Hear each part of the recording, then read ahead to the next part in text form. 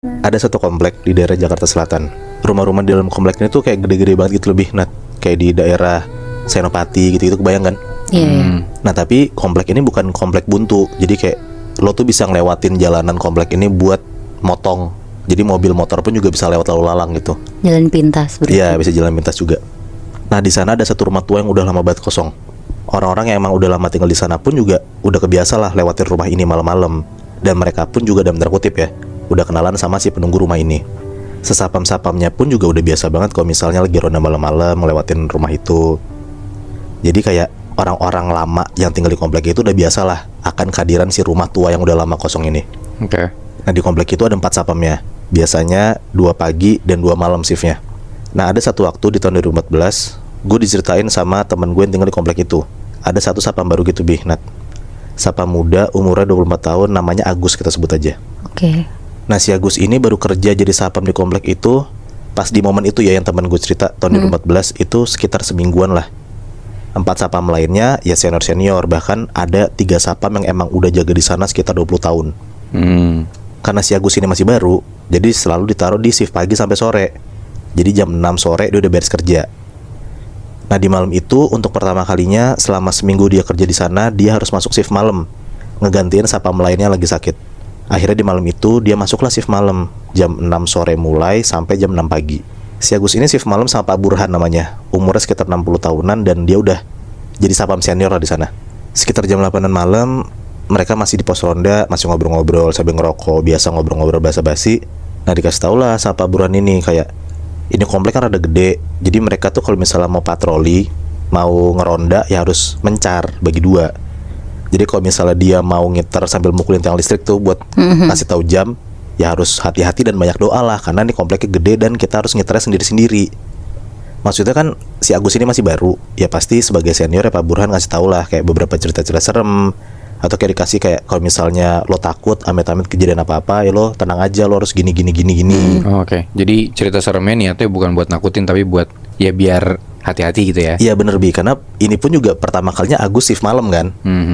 Semua udah diceritain sama Pak Burhan sampai sekitar jam 12 malam. Dan mereka harus mencar lah buat ngasih tahu jam keluarga komplek itu buat mukulin tiang listrik. Tapi ada satu hal yang lupa dikasih tahu sama Pak Burhan ke Agus, yaitu soal satu rumah gede yang udah lama kosong ini. Sebenarnya ada satu hal yang harus dilakuin sama orang baru kalau misalnya mau ngelewatin rumah itu pas malam-malam di atas jam 3 pagi. Kayak kalau misalnya nih ada orang cowok gitu ya, naik motor atau naik mobil pun kadang kalau misalnya ngelewatin rumah itu jam 3 pagi, kadang tuh kayak suka diganggu gitu loh sama si penunggu rumah itu. Apalagi si Agus yang harus ngiter tuh naik sepeda sendirian pula kan. Udahlah jam 12 malam mereka berdua sepedaan tuh mencar. Biasanya sekitar 10 menitan habis ngiterin komplek itu, sapam-sapam itu ketemuan lagi di pos ronda depan yang tempat mereka ngumpul pertama. Terus masuk jam berikutnya mereka ngiter lagi. Pokoknya gitu terus sampai jam 5 pagi lah. Nah pas di jam 12 malam mereka mencar, Agus tuh udah deg-degan sejujurnya, karena emang pada dasarnya dia penakut dan parnoan. Dan ini untuk pertama kali dia ngiter tuh malam-malam di komplek itu. Tapi dia mikir kayak, ya masa dia nolak shift malam, takutnya kan mah dipecat kan. Jadi dia beraniin diri tuh buat ngiter sendiri. Dan untungnya pas jam 12 malam masih ada beberapa motor yang lalu lalang di komplek itu. Jadi dia ngerasa kayak, ya safety lah gitu. Gue gak mikir macem-macem, gak apa-apa lah, aman. 5 blok udah dilewatin sama Agus, ngetokin tiang listrik, gak ada masalah apapun. Sampai akhirnya balik lagi ke pos ronda yang pertama kali ngumpul sama Pak Burhan itu. Singkat cerita jam 12 aman, ngiter jam 1 aman, jam 2 aman. Nah masuklah ngeronda di jam 3 ini. Dan akhirnya Agus ngerasain hal yang aneh di komplek ini pas jam 3 pagi dia ngeronda. Pas jam 3 pagi itu Agus mencar sendiri. Dia ngelewatin blok pertama dan blok kedua ya biasa aja, gak gimana-gimana. Ngetokin tuh tiang listrik tong gitu jam 3. Karena udah yang keempat kali dia ngiter dan gak ada apa-apa, ya dia jadi mikir kayak ya udah emang gak ada apa-apa, aman aja gitu. Nah pas masuk ke blok 3, tempat rumah besar kosong ini, Agus tuh ngerasa kayak kok dia ngayuh sepedanya berat banget. Padahal pas Agus sudah ngiter dari jam 12 malam sampai jam 2 pagi itu kan dia nggak ngerasa ada apa-apa kan, aman-aman aja kan. Maka dia mikir kayak ya udah yang ketiga kalinya jam 3 pagi ini dia juga mikir ya udah pasti harusnya aman-aman aja. Nah pas masuk di blok ketiga, tempat rumah besar kosong ini berada nih, Agus ngerasa kayak kok dia ngayuh sepedanya berat banget. Padahal dia ngerasa kayak dari tadi aman-aman aja. Tapi dia cuek aja tuh tetap ngayuh sepedanya. Dan sampailah di tiang listrik yang harus dipukul sama Agus di blok 3 ini. Nah pas banget emang tiang listrik yang harus dipukul sama Agus ini persis di depan rumah kosong ini. Pas Agus turun dari sepedanya buat ngetok tiang listrik itu, Agus tuh denger kayak ada suara gitu dari dalam rumah kosong itu. Nah kalau si Agus nih kayak nyari-nyari sumber suara dari mana gitu kan. Pas nggak nemu asal suara dari mana, si Agus tiba-tiba denger lagi Nat, dari rumah kosong itu ada suara kayak sini gitu, suara cewek, dan dia tuh denger dari atas rumahnya gitu. Jadi kayak rumah ini tuh gede banget dan 2 tingkat. Dan rumah ini tuh udah nggak ada pagar gitu loh Nat. Jadi lo bisa ngelihat dengan jelas banget dalam rumah ini kayak gimana. Nah dia denger banget jelas kalau misalnya suara cewek ngomong sini itu dari atas rumahnya. Dari lantai 2 gitu? Iya, dari lantai 2. Pas Agus nengok ke lantai 2, kasar sumber suara itu, si Agus tuh bener-bener ngelihat jelas banget Nat. Dari dalam lantai 2 itu ada jendela. Nah dia lihat ada kuntilanak berdiri di jendela itu. Aduh. Jelas banget berdiri, kuntilanak gede gitu loh. Si Agus ini bener-bener takut banget. Dia langsung kayak balik lagi ke sepedanya. Dia ngetok tuh cepet tuh yang kayak teng teng teng. Abis itu dia ngayuh sepedanya kencang lagi tuh. Tapi baru beberapa kayuhan, tiba-tiba rantai sepeda tuh copot. Bener-bener apes banget lah si Agus ini ngerasa di malam itu. Terpaksa lah dia harus turun dan nenteng sepedanya buat jalan, buat ngejauhin dari rumah itu. Nah pas Agus lagi nenteng sepedanya sambil jalan, lagi-lagi Agus tuh ngerasa kayak berat banget. Tapi bukan sepeda yang berat Nat. Dia tuh ngerasa badannya yang berat gitu loh. Buat jalan tuh berat banget. Di situ Agus sudah ngerasa capek. Dia mau berhenti tapi takut. Dia mikir kayak, yaudah gue beresin dulu ronda sampai jam 3 pagi ini, gue ngetokin semuanya, baru gue duduk di pos ronda gue. Jadi dia harus ngiterin tuh 2 blok lagi. Pas lagi jalan nenteng sepedanya, tiba-tiba Agus ditelepon sama Pak Burhan. Diangkatlah sama Agus kayak, Pak Burhan kenapa Pak? Pak Burhan tuh suara tuh kayak rada panik gitu lah. Ngomong ke Agus kayak, Gus kamu udah ngelewatin rumah tua di blok 3 itu belum? Agus nanya kayak, iya udah Pak, kenapa emang? Pak Burhan ngomong lah, Gus maaf Gus saya lupa ngasih tahu. Kalau kamu jam 3 lewatin situ, kamu harus berhenti terus nyapa rumahnya. Kalau nggak penunggu rumahnya ngikutin kamu. Aduh. Nyapanya gimana Moy? Ya kayak nyapa salam biasa gitu loh Nat. Kayak maksudnya tuh ramah aja gitu ke rumah itu. Wah gue merinding banget. Tapi si Pak Burhan belum ngomong ke Agus. Agus kan baru tahu juga kan akan hal ini kan. Bener-bener Agus tuh gelagapan banget lah dan takut banget. Jadi dia tuh mau ngomong apa, mau jawab apapun juga diem. Bener-bener nggak ngomong sama sekali. Pak Burhan ngomong lagi lah akhirnya kayak, ya udah Gus kamu langsung balik aja ke sini, gak usah ngeterin 2 blok lagi. Oke Pak, makasih Pak, kata Agus. Beres banget Agus matiin telepon. Tiba-tiba Agus denger dari belakang dia persis ada suara cewek kayak ngomong, berat nggak Mas? Pas Agus nengok ke belakang, ternyata ada kuntilanak Nat, lagi ada di punggungnya si Agus ini. Jadi selama ini nih si Agus tuh ngegemblok kuntilanak yang dia lihat di rumah kosong itu. Anjing. Jadi makanya dia ngerasa kayak berat banget jalannya itu, ya karena ditemplokin sama kuntilanak itu. Jadi dia gendong kuntilanak ya? Iya benar. Dia tuh nggak ngurusin sepedanya, langsung lah dia lari buat balik ke pos ronda itu. Di situ Pak Burhan lihat lah kalau misalnya Agus ngos-ngosan dan ketakutan. Ya Pak Burhan tahu kalau misalnya ini ada yang nggak beres lah, Agus ngeliat sesuatu di rumah itu kan. Ditanya sama Pak Burhan pelan-pelan kayak, yaudah Gus kamu cerita Gus, kamu ngeliat apa? Ceritalah si Agus kalau misalnya dia digangguin sama kuntilanak di rumah gede itu. Akhirnya ya Pak Burhan ngerasa bersalah karena dia lupa ngasih tahu kalau misalnya dia harus bla bla bla bla bla kalau misalnya di depan rumah tua itu. Diceritain lah sama Pak Burhan semuanya. Jadi kayak di tahun 70-an katanya di rumah itu tuh ada cewek yang meninggal karena diperkosa Nat. Dan dia tuh bunuh diri di rumah itu. Terus jadinya dari saat itu sampai tahun 90-an orang-orang yang tinggal di sana tuh selalu digangguin sama si sosok cewek ini, apalagi yang tinggal di sana tuh cowok. Akhirnya di tahun 2000-an rumah itu kosong sampai sekarang. Dan cowok-cowok yang lewat sana harus bener-bener kayak baik dan sopan gitu loh kalau lewat sana. Karena kalau misalnya enggak dan dia cuek aja kayak misal Agus lewat aja gitu di depan rumah itu, ya jadi kayak Agus digangguin kayak gitu. Dan kalau misalnya kenapa jam 3 sosok itu nongol, gue juga nggak tahu sih, tapi asumsi gue ya, kayaknya karena si cewek ini bunuh diri di jam 3 pagi. Wow. 1970 tadi lu bilang. Iya. Sekarang udah 2020-an dan rumahnya juga masih ada. Rumahnya masih ada, cuman baru kosong itu di tahun 2000-an. 30 tahun lebih. Iya udah hampir 30 tahun lebih. Gila berarti banget sih. Oh berarti mungkin kenapa selalu cowok yang diganggu karena dia tuh punya rasa trauma kali ya Mui sama cowok. Iya bener, karena yang jelas kan dia diperkosa sama cowok kan. Dan pasti di tempat itu gak sih. Jadi makanya orang-orang cowok nih yang lewat sana ya pasti digangguin. Apalagi kalau misalnya dia tuh gak ramah, dia tuh gak nyapa si tempat dimana si cewek ini meninggal kan. Jadi mungkin dia masih ngerasa dendam akan hal itu. Bentar Mui. Tadi lu bilang kompleknya itu isinya rumahnya gede-gede. Iya. Terus bisa lewat orang lalu lalang juga motong jalan. Bener. Dan di daerah Jakarta Selatan. Jakarta Selatan. Kayak gue tahu deh tempatnya. Di mana emang? Yang ada sekolah gedenya itu kan sih? Iya benar. Jadi cerita kali ini tentang satu keluarga kecil. Untuk orang tuanya kita sebut aja bapak sama ibu ya. Anaknya sebut aja namanya Yoga.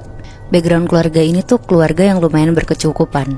Ditambah Yoga yang udah nikah sama istrinya, namanya Ira, belum kerja dan ngandelin duit bulanan dari bapak. Sampai akhirnya setelah setahun Yoga menikah sama Ira, bapaknya tuh meninggal.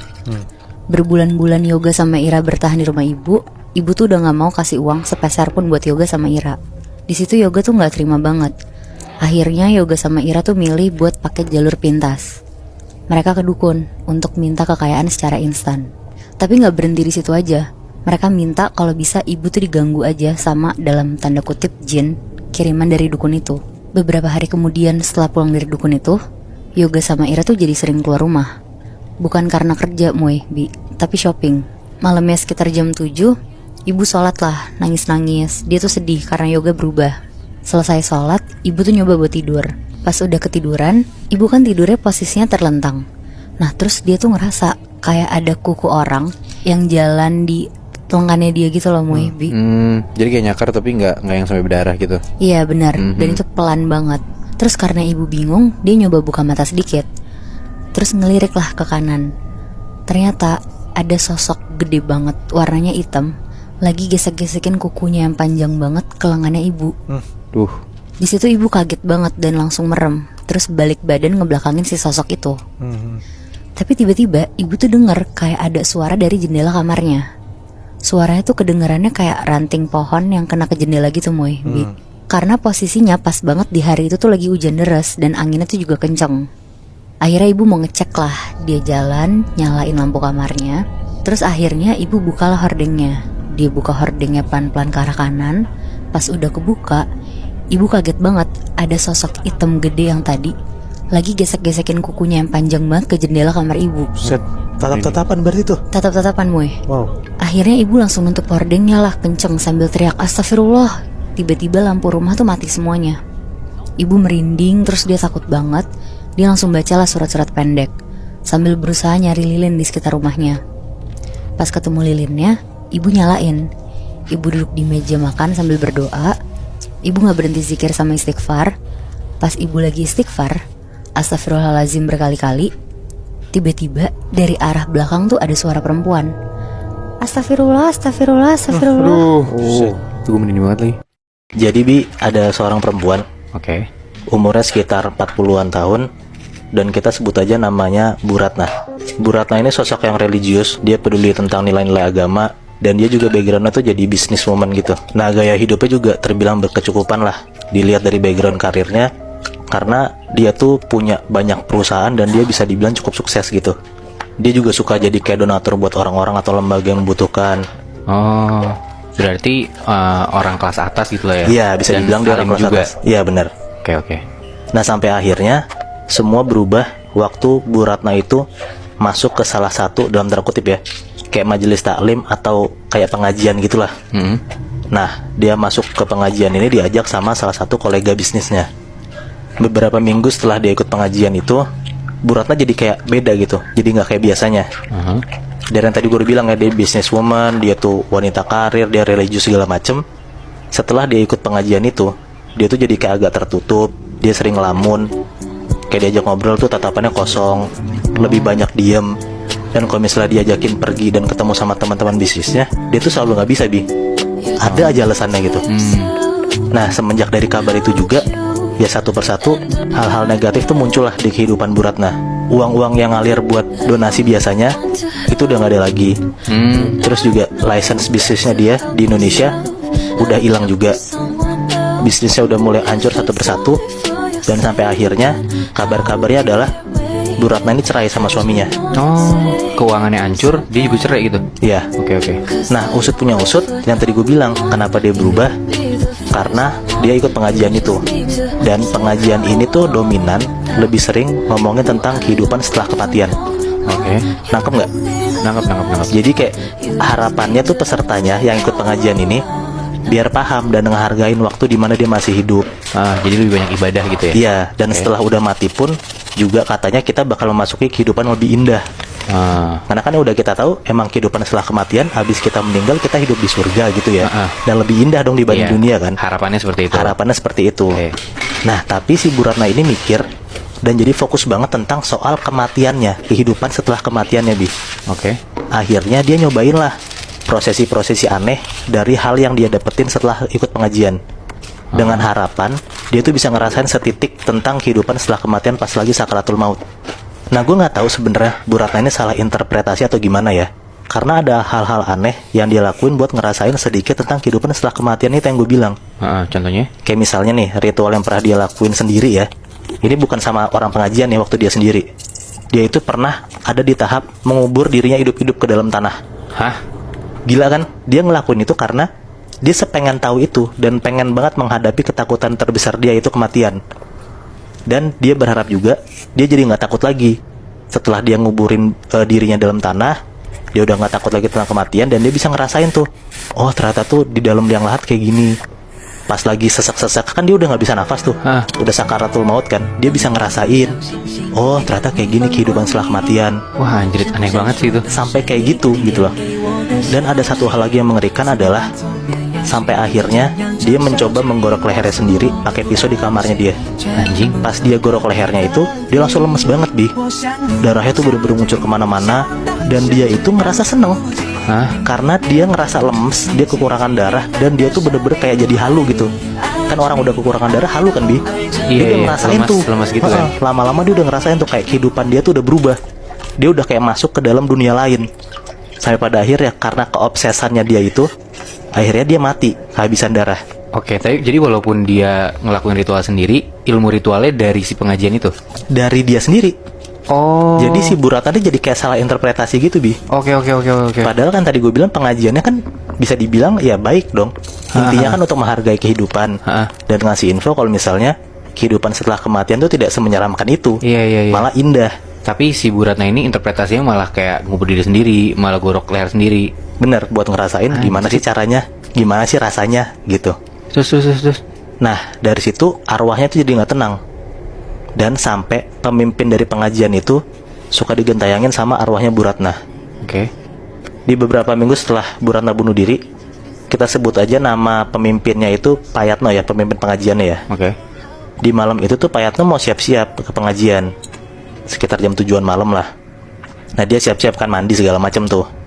Nah, pas dia mandi di kamar mandi, awalnya nggak ada apa-apa, Bi, nggak ada masalah gitu loh. Nah, nggak lama setelah dia kayak showeran, mandi, keramasan gitu, dia ngerasa di belakangnya dia tuh kayak ada sosok yang berdiri. Kan kalau misalnya kita lagi mandi atau lagi ngapain, kalau misalnya ada orang di belakang kita berasa kan. Nah, Pak Yatno tuh ngerasa kayak gitu di kamar mandi itu.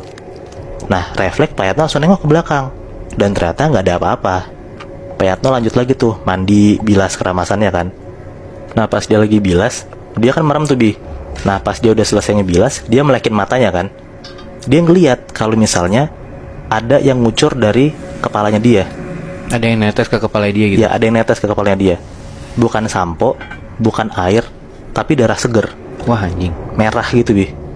Nah, seketika ya Pak Yatno langsung kaget dong. Dan dia langsung bener-bener matiin keran showernya kan. Nah, Pak Yatno tuh langsung buru-buru andukan. Padahal juga belum selesai bilasannya. Dia tuh berdiri di depan kaca kamar mandinya. Dia bisa ngeliat dirinya dia lah. Iya, bisa lihat dirinya dia lah. Nah, dia ngelihat kalau misalnya di belakang kacanya dia itu nggak ada apa-apa. Oke. Kosong gitu, emang Pak Yatno doang isinya. Nah, tapi dia ngerasa di bawahnya dia itu kayak ada sesuatu yang dia injek. Oke. Nah, pas dia nunjukin kepalanya ke bawah buat ngelihat itu ada apa, dia ngelihat ternyata dari sela-sela kakinya, Bi, ada kepala cewek, buntung, rambutnya panjang, dan dari leher cewek itu masih bercucuran darah banyak banget. Anjir. Berarti kepala perempuan doang gitu? Iya. Dan pas dilihat sama Pak Yatno, ternyata kepala itu kepala Bu Ratna. Nah, di situ Pak Yatno langsung buru-buru lari. Dia keluar dari kamar mandinya, dia langsung siap-siap buat pergi dari rumah. Nah, yang tadi gue bilang, dia kan pergi niatnya untuk datang ke pengajian kan. Tapi karena udah lihat ada sosok kepala Bu Ratna, dia langsung ngurungin niat buat nggak datang ke pengajian. Tapi dia datang ke kuburannya Bu Ratna. Oh.